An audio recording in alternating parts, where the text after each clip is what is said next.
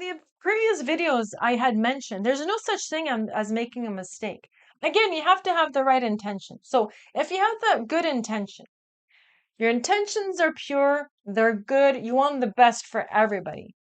You can say the wrong thing, and everyone in the room will understand that you made a mistake because your vibe and your intention is out there. That's what you're setting before prior to speaking. Therefore, the energy behind your words are very present. But if you have the wrong intention and you can say the right things, it's still going to come off wrong.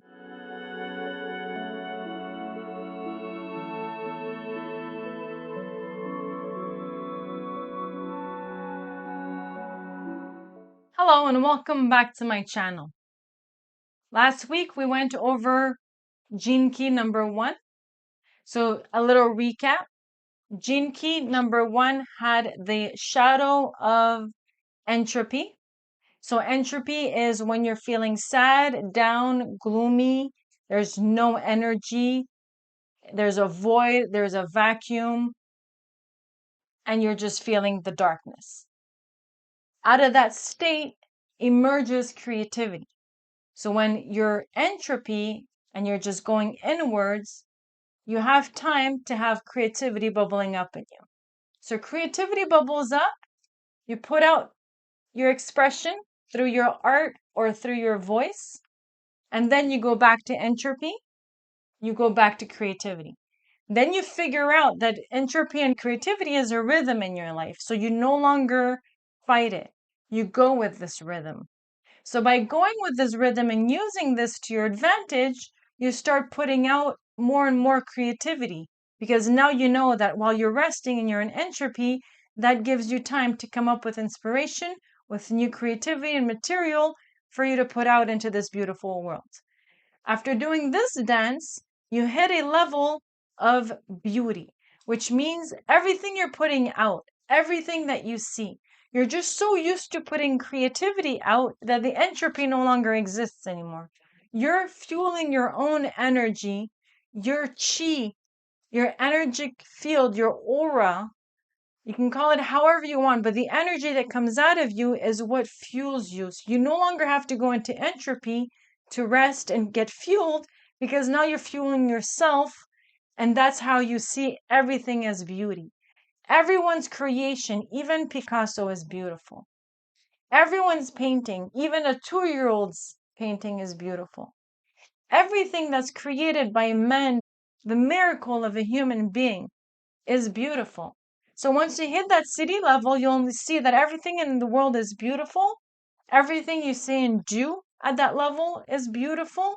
You no longer have to force yourself. You don't even have to say anything. Your sheer existence becomes beauty. That's the first gene key.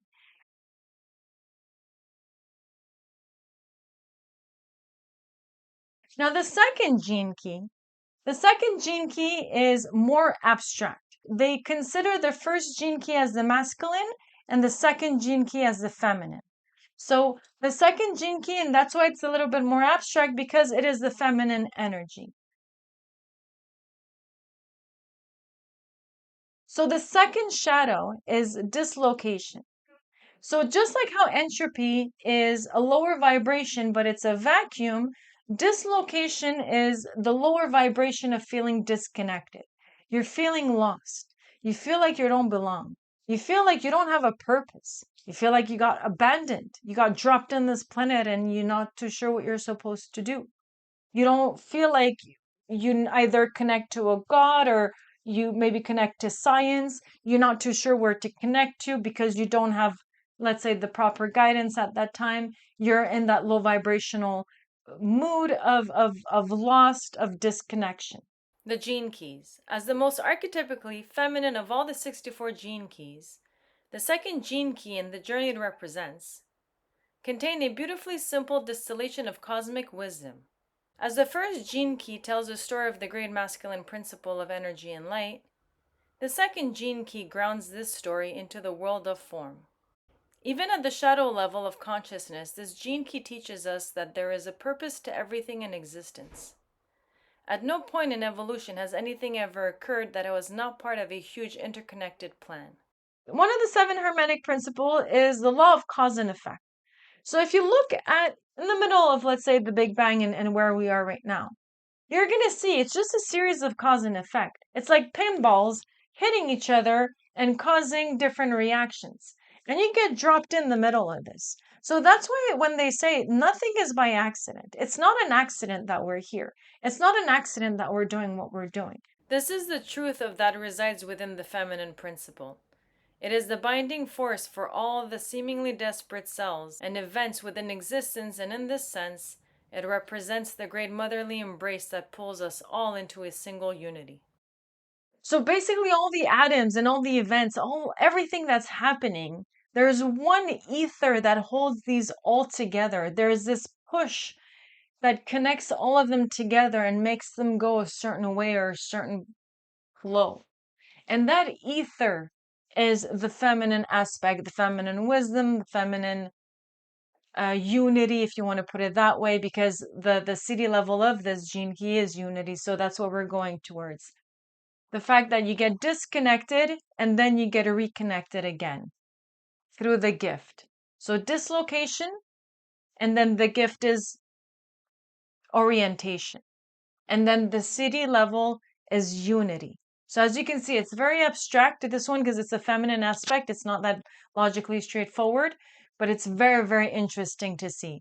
So all the atoms and the events, they're all being held together by this energy, by this ether, by this field. You can call it however you want, but this is basically the feminine aspect holding all of this together. Your personal resonance to this great truth of unity determines the overall frequency passing through your DNA. There is a force within the universe that choreographs everything, and it is found right inside of you. So the feeling that you want to go home, the feeling that you want to get connected with your friends, the feeling that you want to, let's say, go to nature, this feeling is something that pulls you. This feeling is part of the human field. And this is the feeling that helps you move through the planet. It's basically what unifies us all.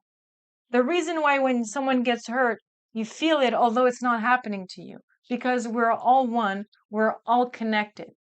And this is how the ether connects us all. So it's not like it's empty space, it's not empty space. There's this energy, there's vibration that connects us all together. However, when you feel lonely, cut off, or afraid, you have never actually lost your way. It just feels that way. So it's kind of like you do a little pit stop on your route and then you start getting paranoid. Am I lost? No, you're not lost. You're fine. Just keep going. Your paranoia of being lost or suddenly taking the wrong route or wrong U-turn is simply an illusion. It's simply a paranoia because everything in life is in harmony with creation. So if you suddenly think that you're against the harmony, you're not going with the flow, you're going to feel dislocated. You're going to feel like you're lost. You lost your way. The shadow state is really only a human perspective rooted in your biological functioning. There is not a single moment in your life that is not perfectly in harmony with all creation. Neither is there the slightest possibility that you can make a wrong decision or take a wrong turn in life. It is simply a nuance in your biology. So like in the previous videos I had mentioned, there's no such thing as making a mistake. Again, you have to have the right intention. So if you have the good intention, your intentions are pure, they're good, you want the best for everybody. You can say the wrong thing and everyone in the room will understand that you made a mistake because your vibe and your intention is out there. That's what you're setting before prior to speaking. Therefore, the energy behind your words are very present. But if you have the wrong intention and you can say the right things, it's still going to come off wrong. You're going to come off as a hypocrite. You're going to come off as a liar. Even if you're saying the truth, you're telling the truth, your vibe is wrong because your intention is wrong. So that's where mistakes happen. And the mistake isn't necessarily in the action, it's in the intention. As soon as you have the wrong intention, already tell yourself you're wrong. You're going to be wrong. Everything you say or do is going to be wrong because you have the wrong intentions. You don't have the right intentions. If you have the right intentions, everything you do or say will be correct, even if it's a mistake. Because then you're going to know that, oh, I said this, I shouldn't have said that, but now that I said it, I feel a certain way, I made people feel a certain way, and therefore I'm going to correct myself by coming back on my route, by returning on my path. And how do you know to return on your path? With the feeling that it gave you prior when you got off the path. So again, it's not a mistake, it's just a GPS telling you you took the wrong exit. You took the wrong exit, please reroute. And the sooner you reroute, the better it is. So it's not a mistake as long as you have the right intentions. Right intentions, good faith will never leave you astray. Never. Your biology determines your perception, and your perception is the measuring stick for your evolutionary frequency. Evolutionary frequency refers to the current state of advancement of your awareness. So the more you're aware, the greater your evolutionary frequency will be. So the more you're aware, the more you're enlightened, the more you live in the presence, the more that you can go inward, the greater your evolutionary frequency. More closed off you are, more at the shadow frequency you live, more low vibration you are than normal. Your evolutionary frequency will be low. So this is a great way of measuring where you at on this scale. Do you feel like you're unified with everybody else? Or do you feel like you're dislocated, you're nothing like them, and you don't want to do anything with them? So you see, we've all been there. Like, hey, I've been there when at a point where I just hated everything in existence, but I was at a very low vibe as well. So, again, it's not a judgment. You have to go through this low vibration to hit high vibration. You have to get lost to find yourself. So again, it's perfectly designed. It's true, certain things, a lot of things are ugly in this world, but we have to go through the ugliness to know what's truly good for us. We have to experiment in all sorts of way, in order to know what not to repeat and where to focus and invest and where not to focus and where to change. The more you experience, the more you know yourself. So no judgment. As long as you have the right intentions and you don't want to hurt anybody, experience as much as possible. Human awareness is following an evolutionary curve. It began as a primary form of instinct rooted in our animal origins, then it took a great leap at a certain point in our history as the brain began to evolve, and we moved into this current phase as thinkers. We have now attained our peak as thinkers, and we are preparing for another great leap. The leap into a new biological awareness rooted in the nerve ganglia of the solar plexus. So as you can see, in this evolution, we are moving towards the gut. Now it's talking about the solar plexus. And now we're making decisions through our gut, through our intuition. Now it's from the plexus, the solar plexus. You have to know where you come from if you are to see where you're going. And where you are going is towards the oneness of all beings, towards unity. It is such a paradox. You have never left this state of oneness. And yet, the operating system within human biology does not currently allow you to feel this continual sense of connection. It is tempting to look at the so-called primitive human awareness. Most Aboriginal cultures do not live with a sense of separation from life itself. So modern human beings are often left with the sense that we have somehow gone adrift. We tend to think that there is something wrong with the direction we have taken, exemplified by the massive technological revolution that is sweeping us before it. But the rapid development of human brain is a vital bridge to an even greater leap in awareness. Even so, the mind is our great blind spot. And evolving in the way it has, it prevents us from inhabiting that older instinctive awareness. And so across the world, a great fear has taken root. The fear that humanity might actually destroy itself. The fear that we are going in a bad direction comes from the second shadow. It is because we now see ourselves as separate from nature that we feel this great collective fear. So the fact that we get disconnected from nature, the fact that we're not no longer connected, nature is one, we're separate, we're using nature to our advantage, we're profiting on nature and just, nature is supposed to just be there for us, right? So with this type of mentality, we're fearing not surviving because deep down we know that if we don't go with nature, we're not going to survive. This fear is ingrained in us. So actions that come out of trust have a very different result from action that come out of fear. So this is the same thing as intentions. When you have the right intentions, everything will be okay. If you have the wrong intentions, you're going to have to watch what you're saying. You're going to have to watch your back. You're going to have to watch everything that happens after you've put out that wrong intention. So same thing with this. Actions that come out of trust have very different results from action that come out of fear. The former creates more energy for everyone, and the latter takes energy away from everyone. So if you're implementing an action out of trust, you're going to have that confidence. You're going to know that this is going to work. You're going to have faith in it. You're going to believe in it. You're going to be contagious. Everyone else that's going to help you build this project, build this future, is also going to believe in it because you believe in it. But if you're acting out of fear, if you're building a house and you're shaking while you're building it, people are going to sense that. That's going to come out differently than building a house based on trust. So if any action you take based on fear is going to take energy away from people, it's not going to boost people with energy. It's going to take energy away because you're fearing.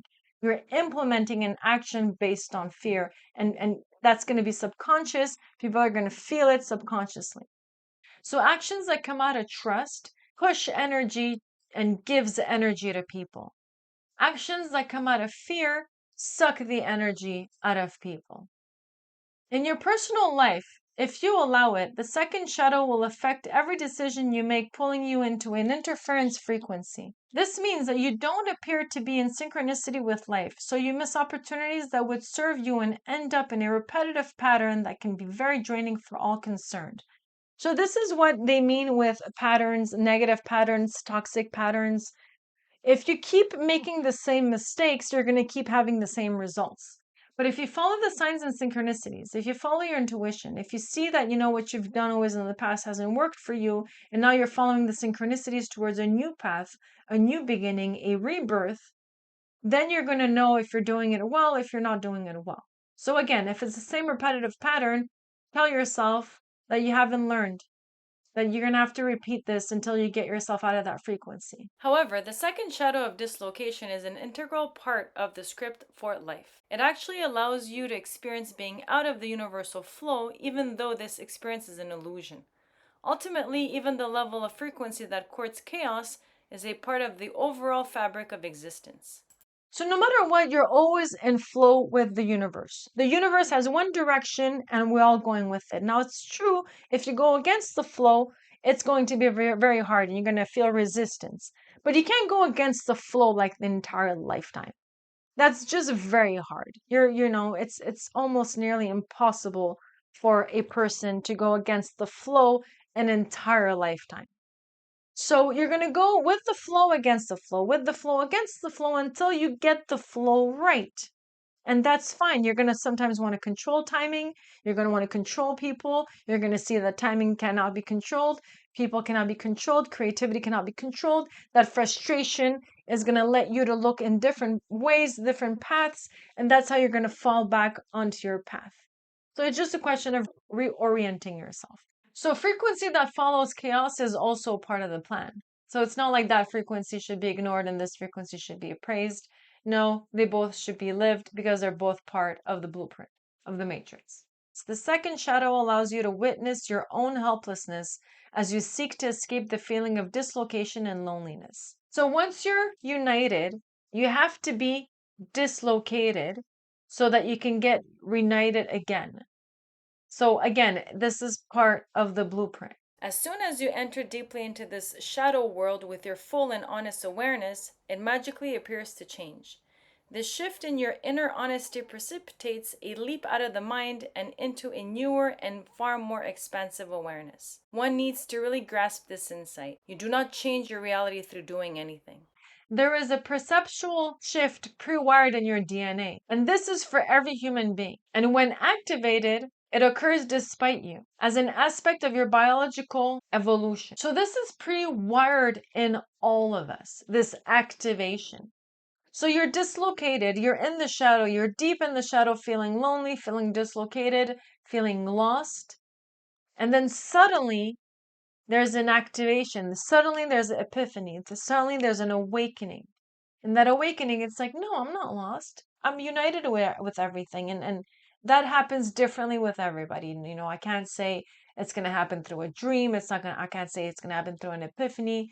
It can happen differently for every single person. It can experience this on a different level. So just like a flower, your new awareness starts to open up. So how do you know that your gift has opened up? The quality of your life becomes better and better. Your vibration starts raising up. You start getting out of that dislocation, that hole, that loneliness, and you start seeing the beauty in life. As you see it, so it changes. At the shadow frequency, the masculine always comes first, which becomes the way of distrust, separation, and force. The feminine approach, however, is based on unity, surrender, and trust, which are hallmarks of all higher frequencies. To move in harmony with this field is to be oriented, and to move in disharmony with this field is to be disoriented. So, the repressive versus the reactive of this shadow. The repressive nature of this shadow is lost. The two pattern nuances of the second shadow, that of being lost or regimented, describe the state of the great majority of mankind. In the case of the repressed nature, being lost describes the state of being out of alignment with the one's true universal destiny. The repressive nature aptly describes the path of materialism and selfishness, which follows its own path without regard to the greater environment. So most of us are either lost or regimented. That's where life is right now. That's where global consciousness is right now. So we've all been there. We've all been at some point in our life where we had a trash in our hand and we just threw it on the floor because we're too selfish to realize that the garbage is over there and we have to walk to it. So we're just going to throw it here. But that's because we're at such a low frequency of vibration when it comes to the second gene key, is that we don't care about anything but us. You don't matter. Nobody matters. Mother Nature doesn't matter. It's all about me. I got trash in my hand and I got to get rid of it and I'll throw it on you. I'll throw it on the floor. I'll throw it in the water. I don't care. I just got to throw it. So that's that level. And of course, we're slowly getting out of it. Our true destiny is to awaken out of our selfishness to our universality. Those with no sense of the spiritual dimension to life inhabit the state of being lost, and the byproduct of being lost is misery and suffering. So when you're not one with nature, you will suffer, you will be miserable. You're not going to know why. You're not going to know why, but that's why. It's because you have to be one with nature. You have to be in sync with the rhythm of the planet. If you're not in sync with the rhythm of the planet, then you're not in sync with your environment. Without the experience of a direct connection to the greater cosmic forces, one has nothing within to bolster one in dealing with life's trials. Life itself seems to have no purpose. Without a cosmic connection with one's being, one will always flounder in the world. So if you don't have a cosmic connection, you're really not going to enjoy this planet. You're going to think that there's no purpose. No one knows why we're here. No one knows where we're going. Everyone has a bunch of theories that contradicts itself. There's wars, there's famine, there's violence, there's darkness, there's coldness, there's a lot of horrible things. So if you don't have a purpose to a greater plan, a purpose to a greater connection, a purpose to just anything greater than yourself and in this 3D material world, you're going to feel very frustrated. You're going to feel miserable. You're going to feel dislocated. You're going to feel lost. You're going to feel abandoned. You're going to just say, hate everything. So that's why it's important to have a connection. So I'm personally not a religious person, but hey, if religion is getting you out of the gutter, if going to see a priest is your only resource, or whatever you have in your hand is the only book, then for sure go for it. For sure. If it brings you positivity, if it helps you improve your situation, then for sure. Greater connection. But when it becomes a dogma, that's where it actually becomes a problem, which brings us to the second category. Reactive nature, regimented. The reverse pole of this shadow is the enforcement of an external rhythm or structure over the top of life. This stems from a deep anger that has never been resolved. Regimentation actually describes many of the world's great religions, which put themselves between an individual and their direct experience of the divine. Regimentation can also describe science, which attempts to organize life into some form of meaningful and logical framework. Anything that tries to control life and pin it down emerges from the reactive side of the second shadow. None of this is to say that religion and science are wrong, except when they serve to obscure the hidden harmony that lies within an individual. The true meaning and purpose of life is only to be found within one's heart, in the mystical experience of moving in perfect synchronization with all that is. So, when you're forcing a purpose, when you're forcing a story, when you're like, no, this is where we come from and that's where we're going, when you're literally forcing and you're writing what basically the theory of humanity is, you're operating out of the shadow. So you can say that I believe in a greater source and leave it open. It's greater than me. I don't know what it is. I'm speculating that it can be this, but you can't really pinpoint and say God is a man or God is, this color and God is like this. That you can't do. If you do, then you're operating out of the shadow. But if you leave it open and to the unknown, then it's more I'm connected to it, and therefore that's how I know that I don't know what it is, because everyone knows in spirituality that the more you know, the more you realize that you don't. So at the shadow frequency, you're dislocated, you're lost, you don't know where you are, you don't know your connection with the planet and with the earth. And then the gift, after you got out of that shadow and you made your, you did your researches and you went internally, you get activated and you start seeing the connection with everybody. You start seeing the connection, the miracles. You start seeing the synchronicity. You start seeing things that you cannot see and you cannot explain in a logical sense, which opens up your mind into new possibilities that, yes, maybe you are here with a lot of people and not alone. Maybe you are connected with everybody else. Maybe you are part of the planet. Maybe you are a star seed. Maybe you are God. And that's how you go into the gift level. Now, in this gift, it's not like the first gift. The second gift, once you have this gift, there's no more going back. So how entropy and gift, you had, emptiness, creativity, until you just give out creativity and until you just give out beauty, right? And this one, the second gene key, once you're out of the shadow, it's finished. Once you see that you're not lost, it's finished.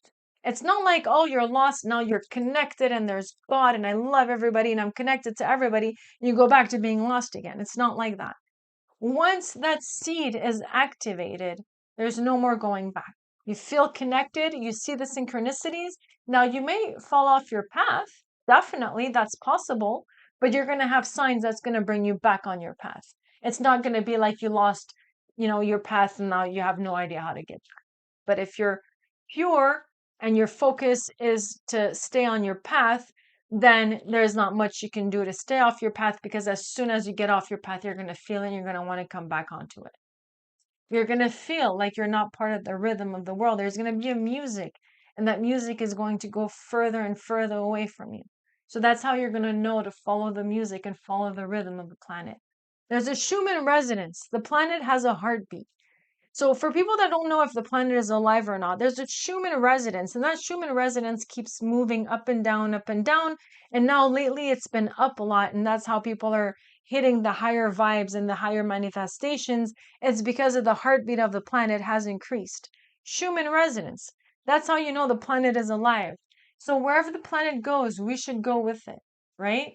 That's you follow the heartbeat of the mother. So the second gift is orientation. So when you're dislocated, what happens? You start questioning yourself. You start reading books. You start watching documentaries. You start going down the rabbit hole. Then with meditation, with guidance, with mentors, with friends, with family, with whatever that you can get your hands on, you then pull yourself out of that shadow by orienting yourself. So how do you orient yourself?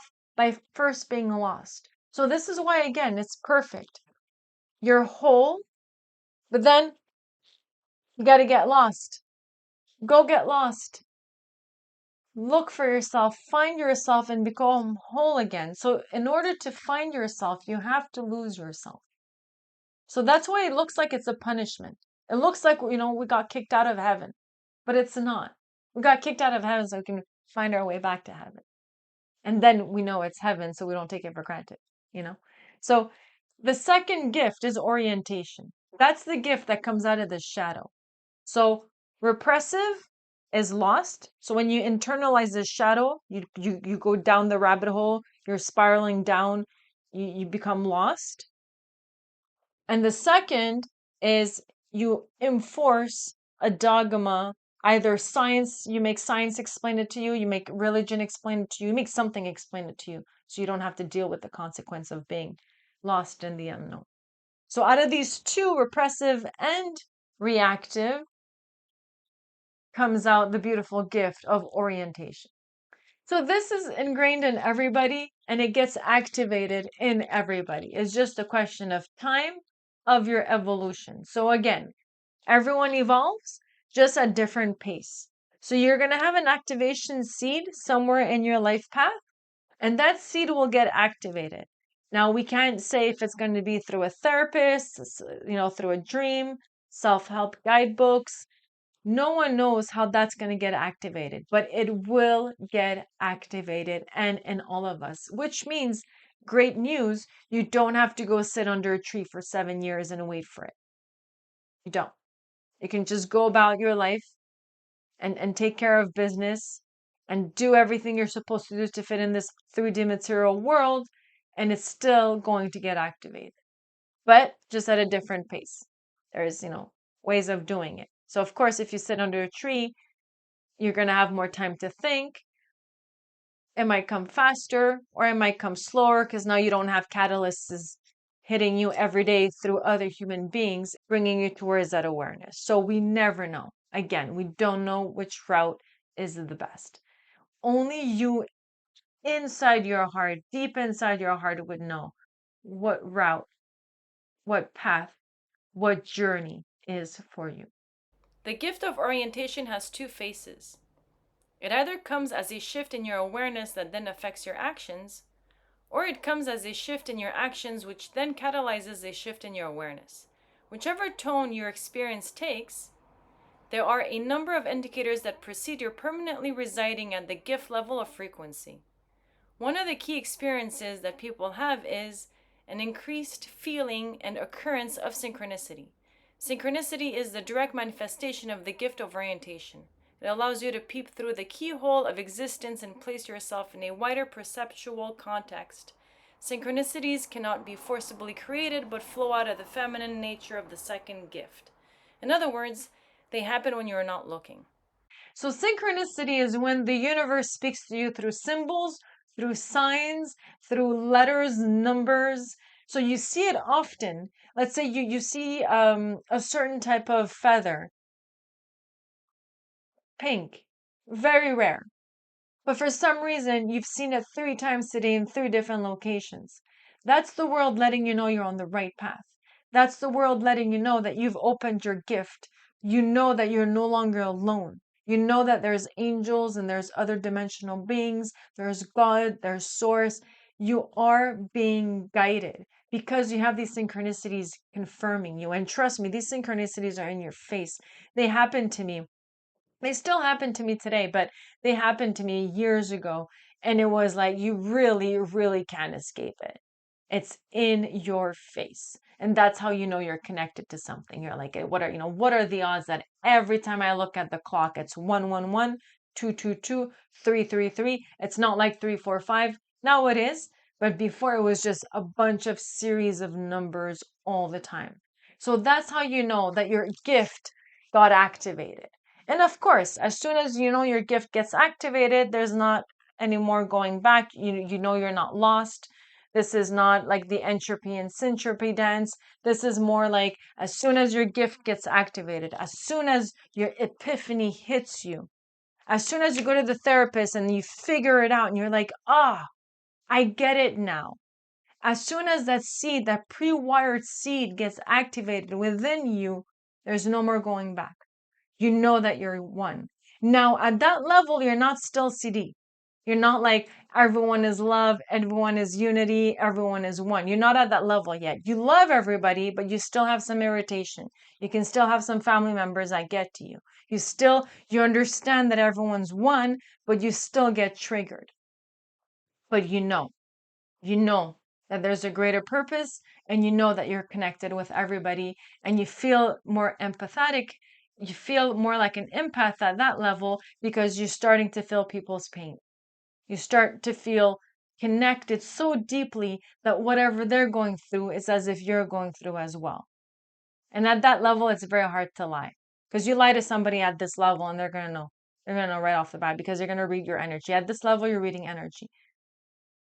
And synchronicity, it's wonderful. It is choreographed by your angels, or by source, because you cannot force synchronicity. You can look at the clock for it to be 111, but you're not going to get the dopamine rush that you normally get when you spontaneously look at the clock and it's 111. So again, you can't force it. That communication, that chills that you get when you get those signs, when you get those downloads, is beyond this world.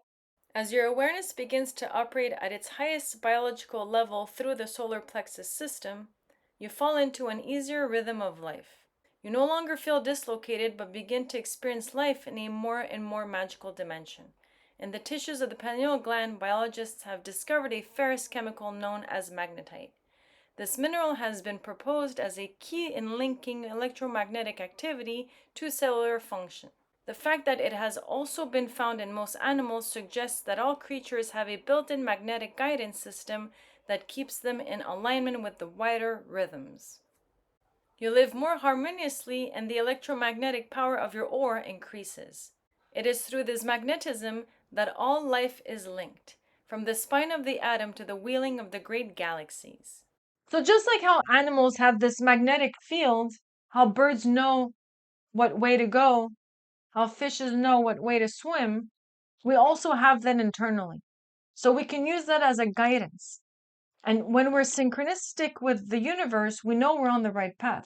But if we're not in synchronicity with the universe, the transducers let us know that there's something wrong with the path that we've chosen, and we need to get back on track. The magnetic attractor field around a person who is centered in the second gift exerts a powerful effect on all those around it, meaning that harmony is catching. This is why people who are deeply surrendered and attuned to life's process can be so empowering. They can intuitively sense how surrendered or resistant others are to the great truth of their universality. Over time, such people bring others into their own personal harmony through the magnetic power of their aura. Oneness cannot be comprehended, only lived. So the second CD, unity, that's where we're going. So the shadow is lost, regimented. We're forcing an explanation of our existence. With time, we probably fail on a few theories. We grab on a few that, resonates with us. And then we slowly get ourselves out of this disorientation by finding ourselves, by orienting ourselves through either epiphanies or through human connections, through therapists, through, any type of DNA activation. And once you see the purpose of why we're here, and we are all connected, and we're all one, then that becomes eventually the CD of unity. Then you know that we're all one. You believe it, you know it. It's no more like a theory, it's an actual practice. You get fine-tuned with the timing of life. You get fine-tuned with the rhythm of life. The second CD describes the experience of enlightenment or awakening. It is the cornerstone of all the acidic states, being as it is the essence of the divine feminine. The divine feminine pole has a great mystery within it, because in a certain sense it cannot be said to be a pole at all. The masculine pole is very simple and straightforward, but the feminine is beyond any sense of reason and understanding. The masculine principle is really an externalization of the feminine rather than the duality. At the acidic level, there is no such thing as duality. Duality is destroyed by a strange kind of divine logic. At this heightened level of awareness, mathematics work differently than on the mental level. 1 plus 1 doesn't equal 2, but always makes 3. The only numbers that really exist at the Siddhic level are 1 and 3. 1 is 1, it is consciousness testing in its own nature. It is the ultimate state of yin or femininity, or as the second hexagram is often known, it is the receptive. Words such as receptive, feminine, yielding, or mother can be misleading as we tend to understand them as poles with opposites. However, they hint at what lies beyond them, so we need to consider them in a different way if we were to grasp what the second CD really means. This is something that can only be grasped intuitively. Thus, when the one externalizes itself as a manifestation and form, it has not created a duality but a trinity. Every duality is really a relationship, and every relationship is really a three. There is a man, a woman, and immediately there's a couple. So then it becomes three, the relationship itself. Or in today's world, you can have a man, and then you have a couple. You have a woman and a woman, and you have a couple. So you can have one person, two people, but as soon as you have two people, you have a couple, you have a relationship, and therefore you have a third entity that just got created. in divine mathematics, the number 2 is always an illusion. It cannot logically exist. If you can say anything at all about the number 2, you might say it's a bridge, a dynamic process that is instantaneously transmuted before it is even born. This is a sentence to meditate upon. If you see oneness as an experience to be attained, or that may one day happen to you, then you are caught within the straight line between 2 points. The third thing is transcendence. It does not occur to you, rather it negates you. Ironically, transcendence does not take you away from life, as its name might suggest. It places you right in the heart of life, ends all riddles, leaves all mysteries just as they are, and brings a sense of trust that cannot be described. One cannot even really use a word like trust to describe the city of unity, because trust suggests duality again, that there is somehow a truster and a trustee. This is the wonderful dilemma of the Siddhic state. As do all the CDs, the second CD carries a specific methodology when it manifests through an individual in the world of form. As one of the primary pillars of our DNA, the life of one who lives within this CD is a great relevance to our evolutionary history. These beings exert an enormous magnetic influence on our entire planet. Although it may sound like science fiction, the expression of the second CD in a human being actually changes the direction of the Earth as it moves through space. The second CD can only therefore be born in the world of humanity if our whole species makes a leap in consciousness. In order for such a leap to be made, we have to wait for a certain set of geometric coordinates to line up in the cosmos. There are the alignments that astrologers are always seeking to find and understand in the heavens.